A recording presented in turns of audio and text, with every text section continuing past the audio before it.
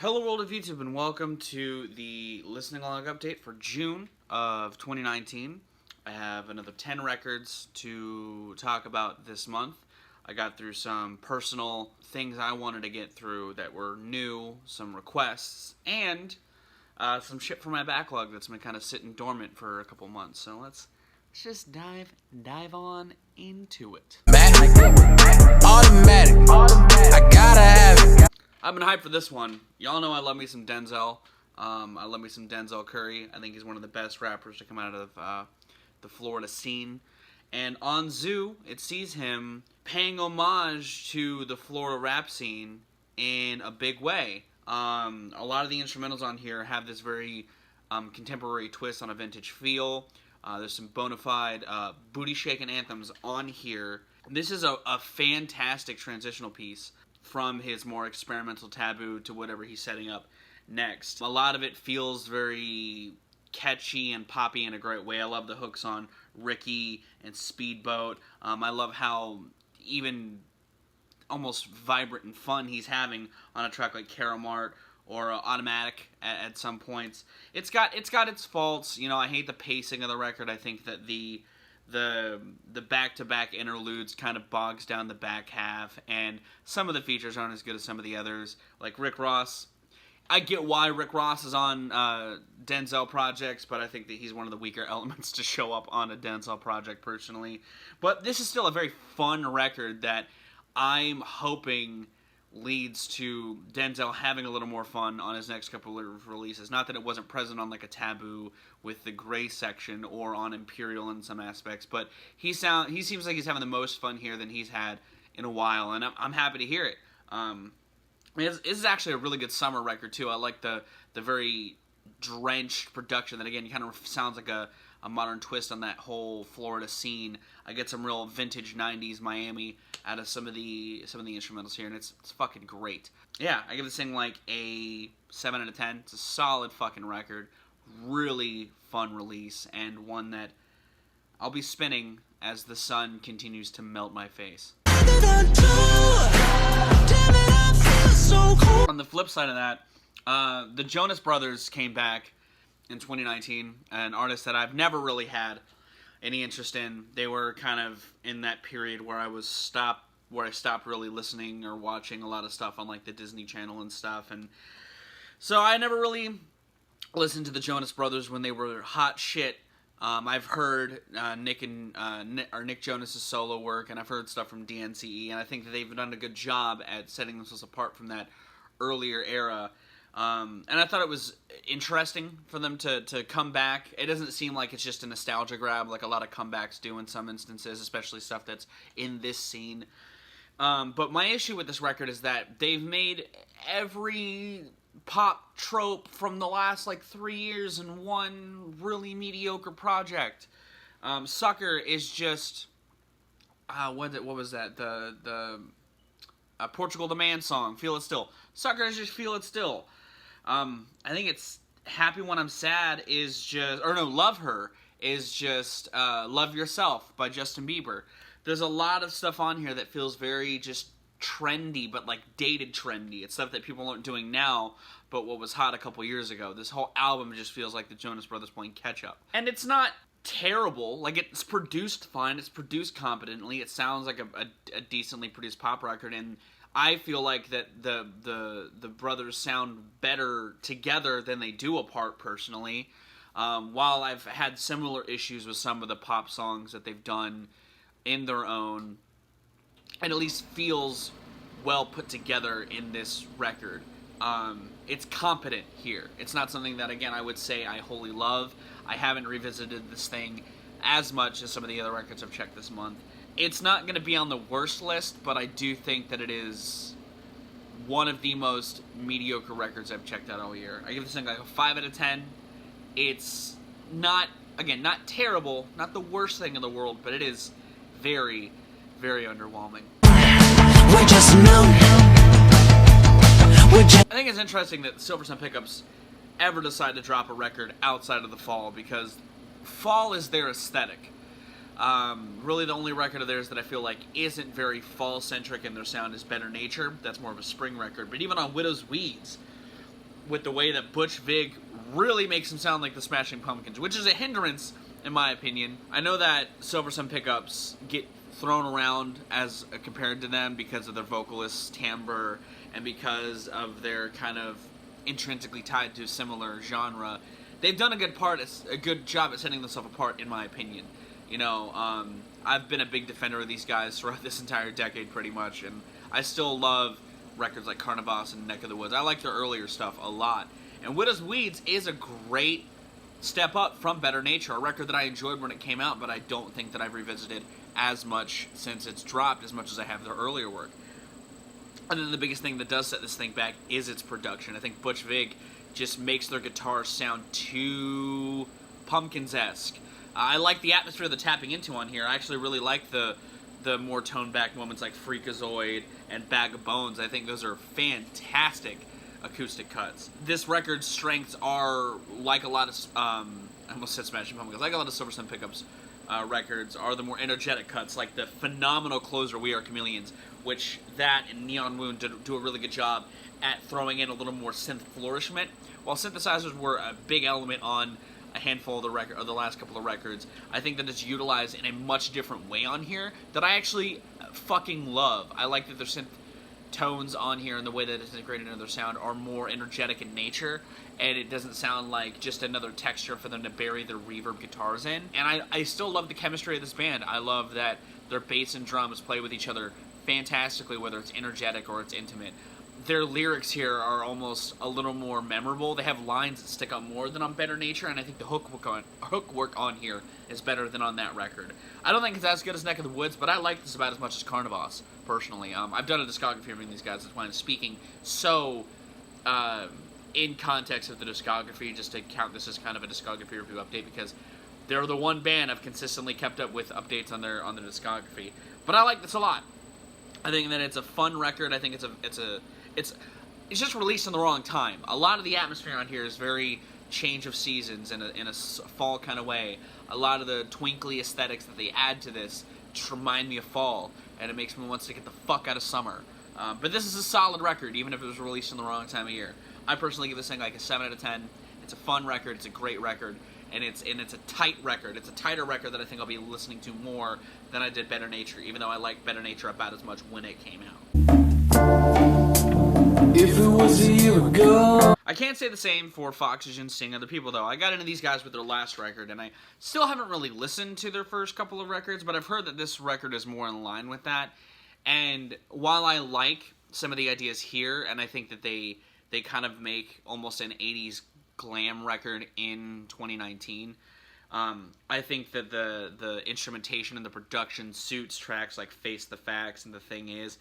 I don't like a lot of the synthetic textures when they're here. I think they sound cheap, and I think they don't suit the band that I really fell in love with on their last record. I think that their vocal performances are still fine, and I think that their kind of Bowie, Rolling Stones-esque impressions that I kind of harped on Hang stick out a little more on here, because it's almost like the 80s of the Rolling Stones and David Bowie, which weren't the most popular eras of either of those bands. The opener work is, I hate its herky-jerky style, and I don't think Mona follows it up with anything better with its low rumbling synths. I think this thing picks up steam as it goes on. I really like the title track on this as well, and I think that this record is just kind of a mishandled mess. A lot of its production tropes, when I like them, they shine, but they're not a consistent thread throughout this record. It holds their performances back a lot bigger than the sweeping Baroque-influenced styles did on Hang. I think the lyrical nuance is here, but I think it's far less a focal point. You know, there's no America on here, and America was one of my favorite songs of the year that record came out, because it was really well put together. And this feels a lot more cobbled together than Hang did. Which, again, if their older work sounds similar to this, I might not like it. But if it's better put together, which I'm hoping it is, then I don't know. But this is kind of a letdown to me personally. I think this is a big letdown, because I was really looking forward to this, because I loved Hang so much. So I'm giving this a 5. It's a strong 5. It could be a 6 if I decide to revisit this record more as the year goes on, but I'm just sitting with this thing as a 5, because it's a pretty big step down to me. Like, it's pretty mediocre. And I'm seeing myself having a similar problem with Baroness's latest Golden Grey. The mixing on this thing, the production in general is just terrible. I've mixed better records with my phone. Everything's bricked, the vocals are buried, and when they're not bricking everything, the panning choices and the weird, like, hard pans make this record just a mess to sit through, and a struggle to just, not in like an artistic way, but like a struggle to really digest. It's like you're eating a bucket of popcorn all at once. It's just, you're gonna choke on it. And which sucks, because I think the songs here are stronger than their last double record, Yellow and Green. Like, I talked to Crash about this recently, and he had talked about that he thinks that Yellow and Green would be great for Redacted. I agree. I feel like I could do a Redacted on Yellow and Green. I wouldn't want to do that with Golden Grey. I think that a lot of the songwriting here is better than on that record, and it's on par with, if not a little better than Purple, which is one of their strongest written records. My issues with Purple are more that the intimate moments are its strengths, whereas on this, both elements, the soft and the raucous parts, are fucking amazing. I love the opener, Front Toward Enemy, and Throw Me an Anchor. I think they are fantastic, driving, energetic cuts. But Tourniquet does a great job at keeping it big while toning it back a bit. I even like some of the interludes, like Blankets of Ash and Sevens. I think that Sevens is a great example of the experimental, hard panning, weird jumping panning mixing working, but I think that it holds back some of the other longer cuts. And some of the interludes, yeah, they're a little meandering and plotting and kind of useless, like Crooked Mile, and, you know, that is kind of a weird expected piece of a double record of a band like this, but I do think that they are at least more prevalent and relevant to the record than some of the stuff on Yellow and Green. But even when they're not doing that, I think that the songwriting and the performances of the bands here are on par with Purple, and I think that the songs here are at least good, but the mixing keeps this thing from excellence, which sucks, because even when I initially listened to this record, I was like, I'm going to bite through this shitty production, I'm going to love it, but every time I listened to this record and revisited it, I liked it less and less, and it's only because of the production. It's an exhausting drag of a listen, and that sucks, because this is one of my most anticipated records of the year. Just a couple more passes in the mixing bay would have served wonders to this record. I originally actually had this at an 8. Like, I was loving this thing a lot, and I'm gonna put it at a 7. Its production is just a problem. Like, I know in Crash's review, he talked about a remaster of this thing probably happening down the line. I could foresee that as well, because I think, like I said, the band probably knows they wrote some really good shit here, and this production just is a bag of dicks. It fucking sucks. Like I said, it's one of the worst mixed rock metal records I've heard in a long fucking time. Right here's a confession. I never show love with my left hand. Never. So my buddy Tyler, frequent requester, viewer of the channel, suggested I talk about Beast Coast, partially because we're gonna go see them in August. He had a spare ticket, and so I'm gonna go with him to see these guys.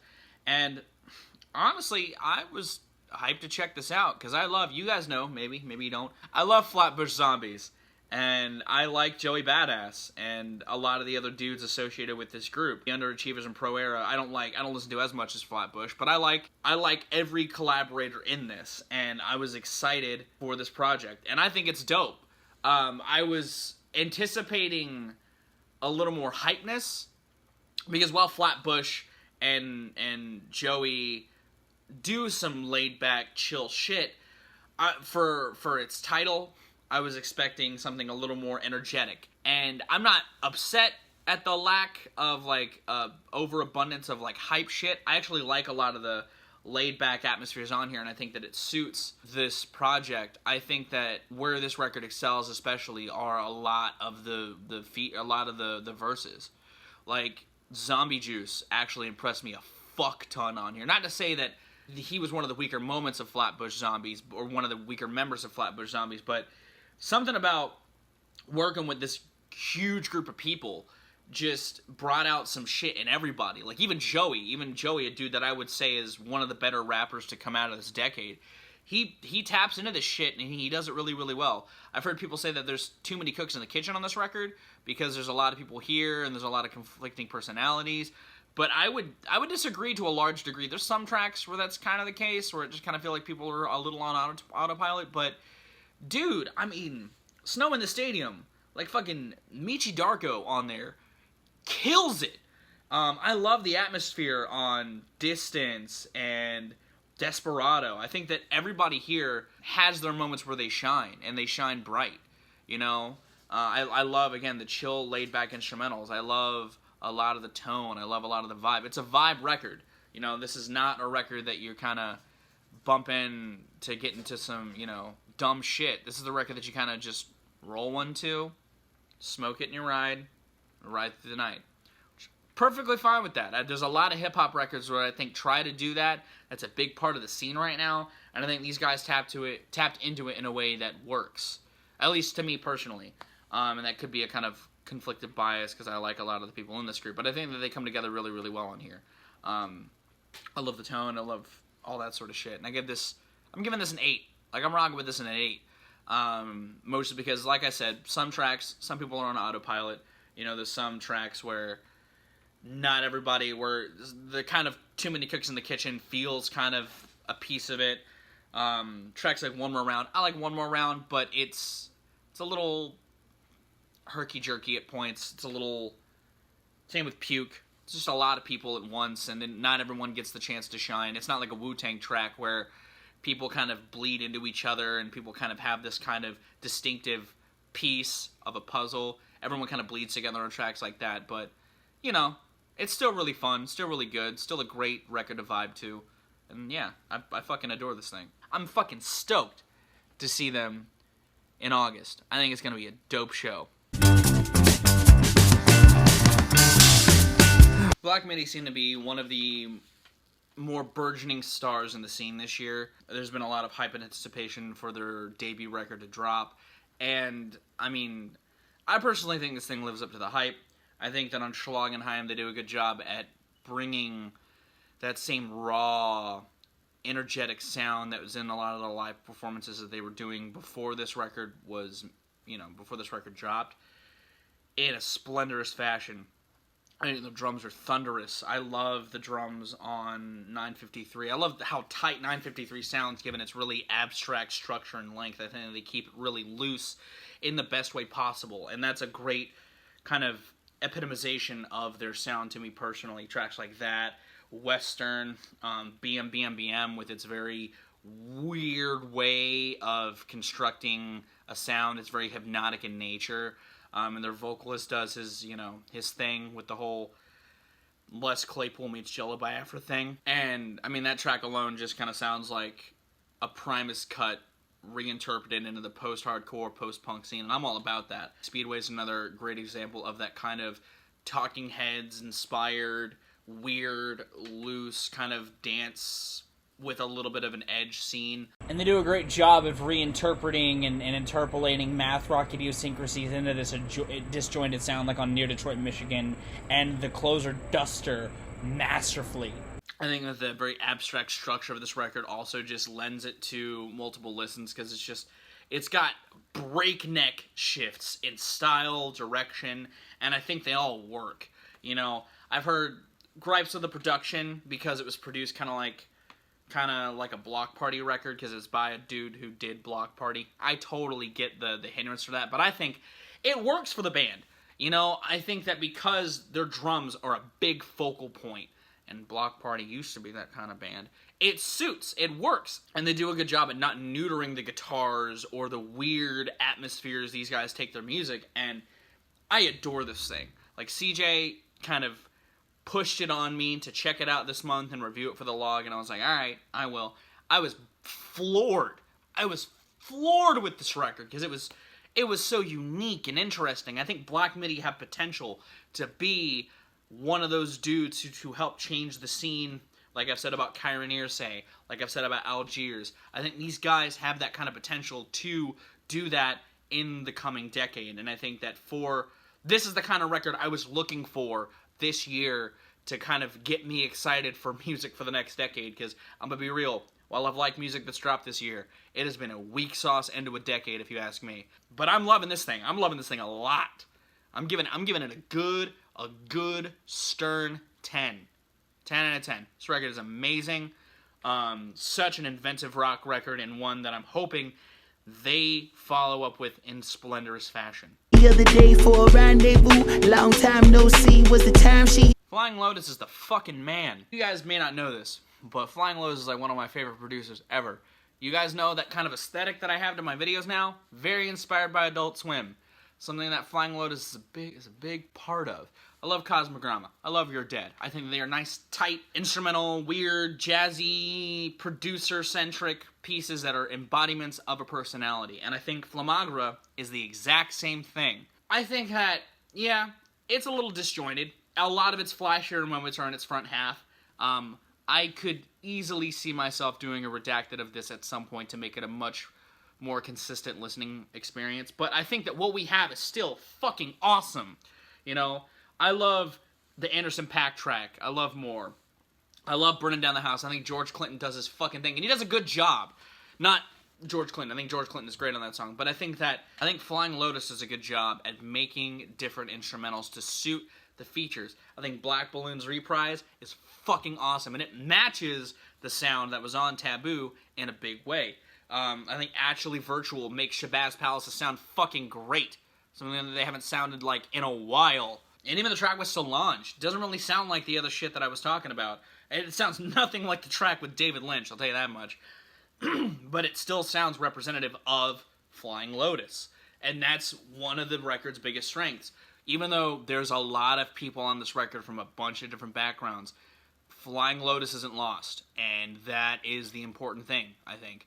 And I think that that's why this record is resonating so heavily with me, because I love Flying Lotus, I love his production style, and I think on this record he does a good job at making just kind of a purist, lo-fi, jazz-centric record, which is different than Cosmogramma. He touted this as a sequel to Cosmogramma, and I see it, because Cosmogramma is kind of a jazz-influenced, but a little more electronic-tinged record, and there's elements of that here.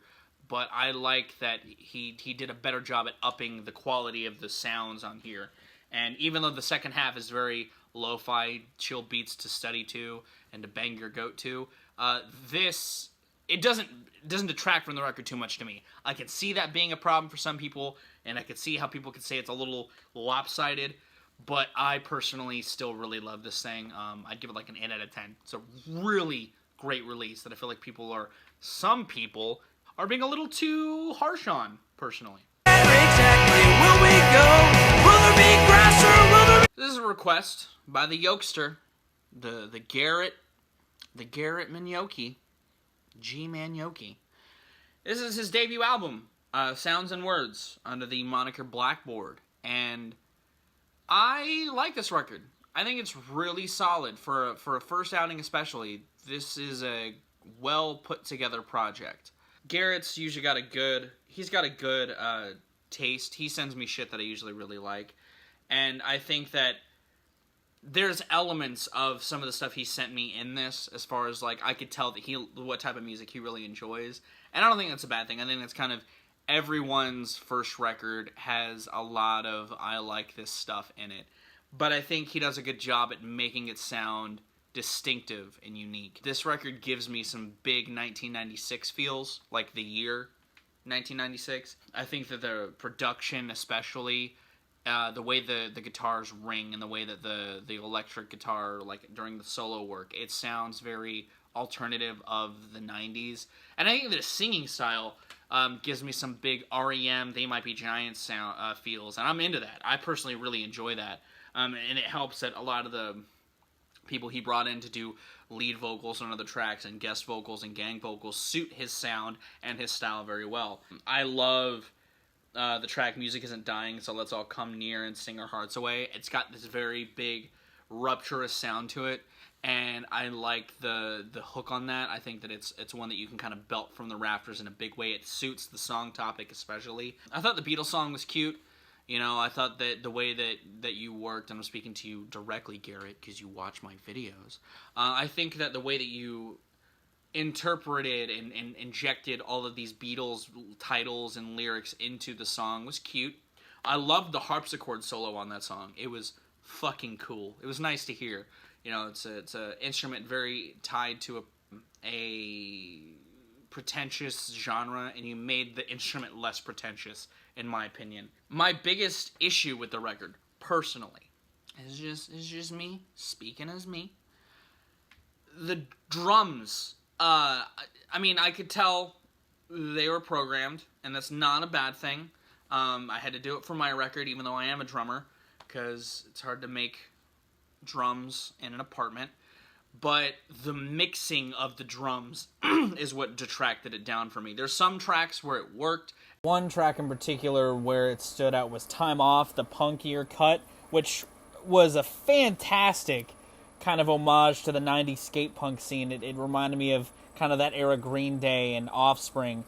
Fantastic cut, probably my favorite on the record, but that's one track where the drums mixing was done effectively and it felt impactful and purposeful. And there's some tracks where I felt like you made it sound good, but I feel like more often than not, the drums sounded very neutered on here. They didn't have a nice punch that some of the songs I felt like were calling for, especially on Let My Spirit Out, the opener. I felt like there were points where you were trying to make the drums sound very anthemic, and they kind of just felt very neutered. In subsequent future prospects, if you decide to do so, I would work on making the elements like the kick boom more. I'd give it a little more resonance, because there's, not just on that track, there's different spots on the record where I can tell you're trying to make the drums do a thing, and because of how they were mixed, they didn't do the thing as effectively. But it's still a really solid record, and it's a great first outing. I think the songwriting is tight. I think your performances are really good. You do a good job at letting your voice ring. You don't feel like you're something that I did on my record. You don't feel like you're doing an impression of anybody. You're just singing like yourself, and that's a good thing. That's an important thing. You know, like I said, it's a big noticeable thing on a lot of indie kids making their first records where they want to emulate their heroes. I was guilty of it. My buddies like Mark are guilty of it, which you guys actually, Mark, if you're watching this, and Garrett, I know you're probably watching this, reach out to Mark from Mad Sounds, because I feel like you guys would make some music together that works, because I caught I caught glimpses of similar ideas you guys are tackling, and I think you guys would make some cool music together, personally, I think. But I'm giving this a 7. I think this is good. I think this is really good. For a first outing especially, this is a really fun record, and I had a lot of fun with this. And I think your solo work is awesome, dude. I think you're really good at playing the guitar, and you shone. You shone bright, you did your thing, and I'm happy for you. And I was happy to talk about it for you. I told them hoes to get low, I'm the face of it. Last record I checked out this month is the latest YG record, For Real, which I'm not super familiar with or follow YG all that closely. I mean, I know Still Brazy is like his big thing, and I know that it was a big like throwback sound record, and there's elements of it on here and some of the production, but I feel like where this record falters is when he's trying to just make a pop rap record, and I feel like it kind of detracts from the message he's trying to convey. I feel like it detracts from the sounds on here that work for me, and I think some of the features he chose just don't work, man. Stop giving G-Eazy work. G-Eazy is one of the most boring rappers that's still around who should have stopped being a thing years ago. I hate that people still give him work. And he doesn't fit this fucking sound or this record, what this record's trying to go for. You know, this record seems like it was written in grief because of Nipsey Hussle. While it's not as brash or problematic with its lyrics like Trash Talk was, this record just gets boring and mediocre when it's not trying to be impactful. And that's its problem. That's its biggest detractor. You know, tracks like Go Loco are just not necessary. They detract from the overall sound of the record to me personally. You know, when you're doing your Stop Snitchins, your Keisha Had a Babies, you know, shit like that feels like a contemporary twist on something old school. It's fucking awesome. You kill it. You kill your idea when you make tracks like Do Not Disturb and Do You Dance. Do You Dance a little less, but also Go Loco. Go Loco fucking sucks. It's a song that sticks out like a sore thumb because it doesn't sound like anything else on the record. And it leaves this record feeling very unfocused. And it feels like you were trying to do like 3 different things with this project, and it falters because of it. This was another request, actually, by a buddy of mine, and I'm not vibing with it as a whole. I think when it's playing it not safe, it works, but it plays it safe more often than not. This actually has a lot of the same issues that I think Drogas Light had, the Lupe Fiasco project from a couple years back. That record was a mess, and it lacked focus, and it had moments where it was trying to be deep and profound or reflect on an incident, and moments where it was trying to be catchy and stupid, and it conflicted with the core ideals. You know, this cover of this record is in tribute to Nipsey Hussle, and again, there's moments of it where I feel like he does it really well, or even moments where he's not necessarily doing it well, but he's not shitting the bed completely, like Hard Bottoms and White Socks. I like that track actually a lot. I think it's a good opener, but this record just kind of falls flat in more than one instance, and it leaves me feeling very underwhelmed by it as a result. I give this thing a 5. Again, probably not going to be my worst of the year, but it's one that I don't see myself coming back to because of just how mediocre it was to me personally. And that's it. That's the June update. That's what I got. I'm going to spend the next month catching up on a lot of critical successes of the year so far, getting through my requests, and also trying to get some new shit in there as well, so that way I'm not just playing catch-up in July. But I'm going to get out of here. Thank you so much for watching. Thank you for your support here on Patreon. I have been Viral Rack. You guys have good ideas, thoughts, and situations. And I'll see you another day.